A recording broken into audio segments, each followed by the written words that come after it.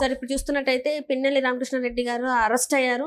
So దానికి సంబంధించి అంటే ఇంకొన్ని విషయాలు ఏంటి అసలు ఎందుకు అరెస్ట్ అయ్యారు అంటే మనం గతంలో చూసాం ఎలక్షన్స్ అంటే పోలింగ్ టైంలో ఏం చేశారు ఏంటి అనేది మనం చూసాం. ఆ తర్వాత తను బెయిల్ తెచ్చుకోవడం చూసాం జూన్ 6 వరకు అని కూడా చెప్పడం జరిగింది. సో ఇప్పుడు మరి ఇంత లేట్ గా అరెస్ట్ అయ్యారు ఏంటి అసలు? ఇప్పుడు పిన్నెల్లి రామకృష్ణారెడ్డి గారు వైఎస్ఆర్సీపీ అభ్యర్థి అమ్మ మాచర్ల నుంచి అంతకుముందు కూడా ఎమ్మెల్యేగా గెలిచారు. ఆయన ఆ ప్రాంతం మీద గట్టి పట్టు అంటే ఆ ప్రాంతంలో దౌర్జన్యాలు చేసినా కూడా ఆయన ఎవడో కూడా ప్రశ్నించే పరిస్థితి లేదు. ఆ విధమైనటువంటి దౌర్జన్య కాండగా ఆయన ఎమ్మెల్యేగా కొనసాగాడు. ఎన్నికల రోజున ఆయన ఎంత పరాకాష్ఠకు చేరాడంటే వచ్చి రాగానే మాచర్ల దగ్గర ఒక పోలింగ్ బూత్లోకి వెళ్ళి ఈవీఎం మిషన్ ఎత్తి కింద నేలకేసి కొట్టాడు. అది ఆపటానికి వచ్చిన తెలుగుదేశం కార్యకర్త మీద కూడా దౌర్జన్యం చేయబోయాడు. ఆయన పోలింగ్ ఆఫీసర్ ఎవరైతే అక్కడ ఎలక్షన్ రిటర్నింగ్ ఆఫీసర్ కూడా కాదు, బూత్ లెవెల్ ఆఫీసర్ని ఆయన్ని కూడా దౌర్జన్యం చేయబోయాడు. తర్వాత బయటికి వెళ్ళేటప్పటికి కొంతమంది మహిళల ఓటర్లు ఎవరైతే క్యూలో ఉన్నారో వాళ్ళు ఏంటి అయ్యా ఇంత దౌర్జన్యం ఈ అరాచకం అని అడిగితే ఆమె ఒక మహిళని కూడా చూడకుండా ఆమెకి వార్నింగ్ ఇచ్చి వెళ్ళాడు. అంతకుముందు కూడా అనేక దౌర్జన్యకర సంఘటనలో ఆయన ప్రధాన పాత్రధారిగా ఉన్నాడు. హత్యా కేసులు, హత్యా ప్రయత్నం కేసులు, రేప్ కేసులు కూడా ఆయన మీద అంతకుముందు కూడా ఉన్నాయి. ఆయన సోదరుడు కూడా బాగా యాక్టివ్ ఈయనతో పాటు. అప్పుడు ఆ కేసు విషయంలో ఆయన్ని హౌస్ అరెస్ట్ చేసినా కూడా అప్పుడు వైఎస్ఆర్సీపీ ప్రభుత్వం ఉంది కదా నా అధికారంలో, అప్పుడు ఆయన ఆ హౌస్ అరెస్ట్ని కూడా దాటి హైదరాబాద్ పారిపోయి వచ్చాడు. అక్కడ కూడా లేడు మాచర్లో. అప్పుడు కేంద్ర ఎన్నికల సంఘం అడిగింది అసలు ఎందుకు అరెస్ట్ చేయట్లేదు ఈయన్ని, పోలీసులను పిలిపించి అడిగితే వాళ్ళు అప్పుడు సిఎస్ వీళ్ళంతా కదిలారు, పోలీస్ శాఖ కదిలి ఆయన అరెస్ట్ చేద్దామని. అప్పుడు రాక ఏం చెప్పారు, అతను ఎక్కడ ఉన్నాడో మాకు తెలియట్లేదు, ఆయన వేరే అబౌట్స్ అన్నారు. తర్వాత అతను వేరే అబౌట్స్ ఆయన గన్మెన్లు కూడా ఆయన పక్కనే ఉన్నారు. గన్మెన్లు ఆయన పక్కనే ఉంటే వేరే అబౌట్స్ తెలవకుండా ఎందుకుంటే పోలీస్ శాఖకి వాళ్ళు చెప్తారు కదా. అంటే గన్మెన్ కళ్ళు కప్పి పారిపోయారని కూడా వార్తలు లేదమ్మా, వాళ్ళు ఇక్కడ హైదరాబాద్ వచ్చినప్పుడు గన్మెన్లు ఉన్నారు, సొంత కారు ఉంది, ఆయన సెల్ ఫోన్లు ఉన్నాయి, అవన్నీ వదిలిపెట్టేసి ఆయన వెళ్ళిపోయాడు. మనం కూడా చూసాం పటాన్ చెరువు దగ్గర ఒక శానిటరీ దీంట్లో దాక్కున్నాడని కూడా చెప్పారు. అరెస్ట్ అయ్యాడని కూడా ముందు పోలీసులు కొంచెం లీకులు ఇచ్చి తర్వాత మళ్ళీ ఎందుకంటే టైం అతన్ని అరెస్ట్ చేయటం ఎందుకు వదిలిపెడితే అతను మళ్ళీ వెళ్ళి ఇది తెచ్చుకుంటాడు ముందస్తు బెయిలు అనే ఉద్దేశం మీద మళ్ళీ తర్వాత అరెస్ట్ చేయలేదని కూడా చెప్పారు. ముందు అరెస్ట్ అయ్యాడన్నారు, తర్వాత అరెస్ట్ అవ్వలేదని చెప్పారు. ఇంతలోకి అనుకున్నట్టుగానే ఆయన కోర్టుకు వెళ్ళి ముందస్తు బెయిల్ తెచ్చుకున్నాడు. అరెస్ట్ పొడిగించారు. ఒకసారేమో కౌంటింగ్ అయ్యే వరకు ఆయన్ని టచ్ చేయొద్దన్నారు, ఆ తర్వాత కూడా పొడిగించారు. అది చాలా తీవ్రమైన కేసుగా పరిగణించింది కేంద్ర ఎన్నికల సంఘం కూడా. అప్పుడు పోలీసు శాఖ వైఫల్యం కూడా ఇతను అరెస్ట్ చేయకపోవడంలో పోలీసులు కుమ్మక్కయ్యారని కూడా కేంద్ర ఎన్నికల సంఘం కూడా వ్యాఖ్యానించింది ఇంచుమించుగా. అలాంటి పరిస్థితుల్లో తప్పని పరిస్థితుల్లోనే వాళ్ళు హైదరాబాద్ వచ్చారు పోలీసులు. వాళ్ళకి తెలుసు ఎక్కడికి వెళ్తున్నాడు ఏంటి అనేది. కానీ అరెస్ట్ చేస్తే కూడా ఇబ్బందే ఎందుకు అనే ఉద్దేశం మీద ఒక ఛాన్స్ ఇస్తే ఆయనకి ముందస్తు బెయిల్ అని తెచ్చుకుంటారనే దీని మీదే వదిలేరు. తెచ్చుకున్న తర్వాత కూడా ఆయన జోలికి ఎవరు వెళ్ళలేదు. ఇప్పుడు ఇవాళ అరెస్ట్ చేసి మాచర్ల పోలీసులు ఎస్పీ కార్యాలయానికి తీసుకెళ్తున్నట్టు మనకి సమాచారం ఇప్పుడు బ్రేకింగ్ న్యూస్ వచ్చింది. కాబట్టి ఈ పల్నాడు పోలీసులు ఇప్పుడు కదిలారు ఇన్నాళ్ళకి. ఆయన మీద అనేకమైన కేసులు కూడా ఉన్నాయి.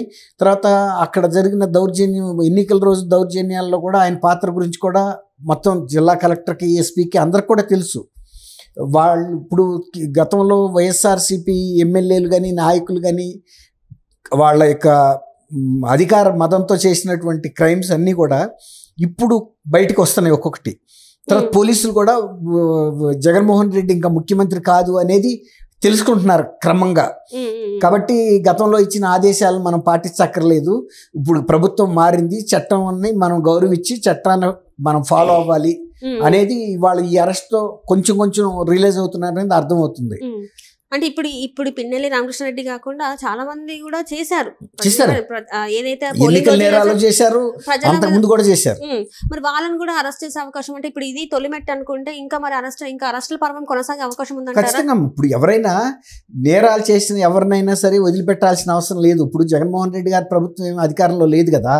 ఇప్పుడు ఆ నేరం చేసిన ప్రతి వాళ్ళని కూడా అన్ని కేసులు బయటకు వస్తాయి, వాళ్ళని చట్టం తన పని తను చేసుకుంటుంది అన్నట్టు అరెస్ట్ చేయటం జరుగుతుంది, కోర్టుల్లో ప్రొడ్యూస్ చేయడం జరుగుతుంది. కోర్టుల్లో ఆ కేసులు విచారణలు కూడా కొనసాగుతాయి. అది ఎవరు చేసిన తప్పుకి వాళ్ళు మూల్యం కూడా చెల్లించక తప్పదు. ఇప్పుడు చూస్తున్నట్టయితే ఇప్పుడు ఆయన ఏదైతే ముందస్తుగా బెయిల్ అయితే ఏదైతే పెట్టుకున్నారో దాన్ని అయితే కోర్టు అయితే కొట్టివేయడం జరిగింది. మరి ఇప్పుడు ముందు ముందు ఎలా ఉండబోతుంది? ముందస్తు బెయిల్ ఒకసారి రద్దు చేశారు అంటే అరెస్ట్ చేయడానికి పోలీసులకి అనుమతి ఇచ్చినట్టే. ఇప్పుడు డ్యూ ప్రొసీజర్ ఫాలో అవ్వాలి. ఆయన్ని కోర్టు ముందు ప్రొడ్యూస్ చేయాల్సి ఉంటుంది. ఆ తర్వాత జ్యుడిషియల్ కస్టడీకి పంపుతారు సహజంగా ఇలాంటి కేసుల్లో. ఇది చిన్న కేసు కాదు కదా, పెట్టి కేసు కాదు ఇది. ఎన్నికల నేరం ఈవీఎం అని పగలగొట్టేటువంటి ఎన్నికల ప్రక్రియని ఆటంకపరచడము, తర్వాత గందరగోళపరచడం కూడా అవుద్ది. ఓటర్ల ఏదైతే ఓటర్లు వాళ్ళ అభిప్రాయాన్ని ఈవీఎంలో నిక్షిప్తం చేశారో అది నేలపాలైనట్టే కదా. లక్కీగా అది సేవ్ అయింది, అది వేరే మాట. అసలు ఈవీఎం మీద చేయి పెట్టడం కానీ దాన్ని దౌర్జన్యం చేయటం కానీ పోలింగ్ కేంద్రంలో పెద్ద నేరమే. అంటే స్ట్రాంగ్ రూమ్ లోకి వెళ్ళేంత ధైర్యం స్ట్రాంగ్ రూమ్ లో కాదమ్మా, ఈ పోలింగ్ బూత్ లో జరిగింది. పోలింగ్ బూత్ లో ఉండదు కదా సార్, ఉంటదమ్మా. పోలింగ్ కేంద్రంలోకి వెళ్ళొచ్చు, అభ్యర్థి వెళ్ళొచ్చు. అభ్యర్థి తరపున ప్రధాన ఏజెంట్ ఎవరైతే ఉంటారో ఆయన కూడా వెళ్ళొచ్చు. అట్లా ఉంటది. అలాగే పత్రికా విలేకరులకు కూడా అక్రిడిటెడ్ కరస్పాండెంట్స్ కి ఆ నియోజకవర్గంలో పనిచేసే వ్యక్తికి కూడా పర్మిషన్ ఇస్తారు వెళ్ళి చూడటానికి. అట్లా ఉంటది. కానీ దాన్ని దుర్వినియోగం చేశాడు ఈ రామకృష్ణారెడ్డి గారు. ఏంటంటే ఒక భయోత్పాతం సృష్టించడం ద్వారా నన్ను గనక కాదంటే మీరు బతకలేరు అని ఒక మెసేజ్ పంపాలని ప్రయత్నం చేసినాడు. అందువల్ల ఇప్పుడు ముందస్తు బెయిల్ రద్దు చేశారంటే ఇంకా ఇప్పుడు ఎవరు కోర్టు వారు ప్రొడ్యూస్ చేసినప్పుడు ఫస్ట్ జ్యుడిషియల్ కస్టడీకి వెళ్తారు, మళ్ళీ పోలీస్ కస్టడీకి తీసుకుని ఇంట్రాగేట్ చేస్తారు. అసలు ఆ రోజు ఏం చేసాడు, ఎందుకు చేశాడు, ఈ కేసు వివరాలన్నీ డీటెయిల్స్ తీసుకున్న తర్వాత పోలీసులు కేసు ఫైల్ చేస్తారు. మేము కూడా ఇంట్రాగేట్ చేసాము, ఇదిగో స్టేట్మెంట్ ఎలా ఇచ్చాడు అనేది. అదే అంటే ఇప్పటివరకు ఇందాక మనం మాట్లాడుకున్నట్టు చూస్తుంటే సార్, వైసీపీ నేతలు చాలా మంది ఇట్లాంటి దౌర్జన్యాలకి, దాడులకి ప్రజల మీద కావచ్చు, పోలీసుల మీద కావచ్చు చాలా జరిగాయి. ఇంకా అప్పుడు ఉన్న అపోజిషన్ పార్టీల నాయకుల మీద కూడా పాల్పడడం జరిగింది. ఇప్పుడు ఒక్కొక్కటిగా వాళ్ళు అంటే కేసు ఫైల్ చేయాలా, లేకపోతే ముందు వాళ్ళు చేసినవి ఉన్నాయి కాబట్టి వాళ్ళ మీద యాక్షన్ తీసుకునే అవకాశం ఉందంటారు? అప్పుడు వాళ్ళు చేసిన కంప్లైంట్స్ ఏవైతే ఉన్నాయో అవి పోలీసులు నమోదు చేయాలమ్మా. ఇప్పుడు ఆ రోజు వీళ్ళ పార్టీ అధికారంలో ఉందని నమోదు చేయకపోవచ్చు, ఎఫ్ఐఆర్ ఇష్యూ చేయకపోవచ్చు, కేసు కట్టకపోవచ్చు. కానీ ఇప్పుడు ఆ కేసు ఖచ్చితంగా కట్టాల్సి ఉంటుంది. అది దర్యాప్తు చేయాల్సి ఉంటుంది. అరెస్ట్ చేయటం కానీ ఖచ్చితంగా జరుగుతాయి. ఎందుకంటే ఎన్నికల ముందు జరిగింది హింస, ఎన్నికల తర్వాత కూడా హింస జరిగింది. అందువల్లే అదనపు పోలీస్ బలగాలను ఆంధ్రప్రదేశ్కి పంపించారు, అదనపు పరిశీలకులను పంపించారు. ఆ తర్వాత కూడా ఎన్నికల కౌంటింగ్ జరిగిన తర్వాత కూడా 15 రోజుల పాటు ముందస్తుగా ఎక్కడైతే గొడవలు జరుగుతాయని అనుకున్నారో ఆ ప్రదేశాల్లో కేంద్ర బలగాలు కూడా మోహరించున్నాయి అప్పుడు. కాబట్టి ఆంధ్రప్రదేశ్లో తీవ్రత గట్టిగా ఉంది. అందువల్ల కేంద్ర ఎన్నికల సంఘం కూడా ఎన్నికల ముందు తర్వాత జరిగిన హింస మీద చర్యలు తీసుకోవాల్సిందిగా కూడా లెటర్లు రాస్తుంది, గవర్నమెంట్కి రాస్తుంది. ఇప్పటికీ కూడా చాలా మంది ప్రముఖుల పేర్లే, సిఎస్ స్థాయిలో ఉన్న వాళ్ళ పేర్లు కూడా వాళ్ళ అక్రమాలకు పాల్పడ్డారు, అవినీతికి పాల్పడ్డారు అని చెప్పేసి భూ కబ్జాలు చేశారన్నమాట. మరి వీళ్ళ మీద కూడా యాక్షన్స్ త్వరలో మరి తీసుకోబోయే అవకాశం ఉందంటారా? ఇప్పుడు చాలా సార్లు మొదలు పెట్టేశారు. ఈ ప్రజాప్రతినిధులుగా గతంలో ఎమ్మెల్యేలుగా ఉండి అక్రమాలు చేసిన వాళ్ళ మీద కేసెస్ ఫైల్ చేసేస్తున్నారు. ఇప్పుడు సజ్జల రామకృష్ణారెడ్డి గారి మీద కూడా సిఐడికి కంప్లైంట్ వెళ్ళింది. వాళ్ళు ఫైల్ చేయాల్సి వస్తుంది, చిన్న విషయం కాదు. థ్యాంక్ యూ అమ్మా సిరి. మన వీక్షకులు కూడా నమస్కారం.